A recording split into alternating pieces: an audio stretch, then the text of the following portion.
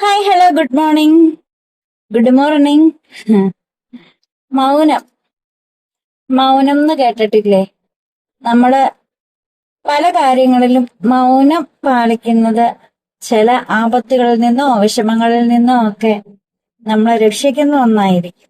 അല്ലെങ്കിൽ വെറുതെ ഇങ്ങനെ വിടുവായത്തരം പറഞ്ഞിട്ട് എന്തെങ്കിലുമൊക്കെ പറഞ്ഞ് മറ്റുള്ളവരിൽ നിന്ന് വിദ്വേഷമോ വെറുപ്പോ ഒക്കെ നേടിക്കൂട്ടുന്നതിനേക്കാൾ നല്ലത് മൗനമാണ്.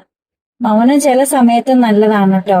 നമ്മുടെ ഭാഗത്താണ് ശരി എന്നറിഞ്ഞിട്ടും നമ്മളെ തെറ്റുകാരായിട്ട് വിധിക്കുന്നവർക്ക് മുന്നിൽ നമ്മൾ കൂടുതൽ തർക്കിക്കാനോ അല്ലെങ്കിൽ നമ്മുടെ ഭാഗത്തെ ന്യായങ്ങൾ പറയാനോ കരയാനോ ഒന്നും നിൽക്കാതിരിക്കുക. ആ ഭാഗത്ത് നമ്മൾ മൗനം പാലിച്ചേക്കുക. കാരണം നമ്മൾ തെറ്റല്ല ചെയ്തത് എന്ന് അവർക്കറിയാം. പക്ഷെ നമ്മൾ തെറ്റുകാരാണെന്ന് സ്ഥാപിക്കാനായിട്ട് അവർ നോക്കുന്നുണ്ടാകും. അങ്ങനെയുള്ള സ്ഥാനത്ത് നമ്മളോട് അനാദരവ് കാണിക്കുന്നിടത്തും ഒക്കെ നമ്മൾ മൗനം പാലിക്കാനായിട്ട് ശ്രമിക്കുക. പിന്നെ നമുക്ക് മുന്നിൽ അവരില്ല, അവർക്ക് മുന്നിൽ നമ്മളും ഇല്ല.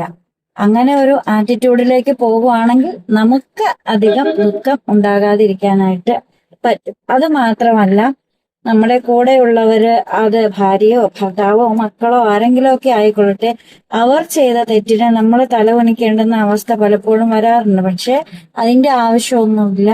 നമുക്ക് തലകുനിക്കാനായിട്ട് നമ്മുടെ ഭാഗത്ത് നിന്ന് എന്തെങ്കിലും ഉണ്ടായാൽ മാത്രം തലകുനിക്കുക. അല്ലാതെ നമ്മുടെ കൂടെയുള്ളവർ എന്തെങ്കിലും തെറ്റ് ചെയ്തു എന്ന് കരുതി നമ്മൾ തലകുനിച്ചു പോകേണ്ട കാര്യമൊന്നും ഇല്ല. കാരണം നമ്മളല്ലല്ലോ തെറ്റ് ചെയ്തത്. തെറ്റ് ചെയ്യുന്നവരെ ശിക്ഷിക്കപ്പെടട്ടെ.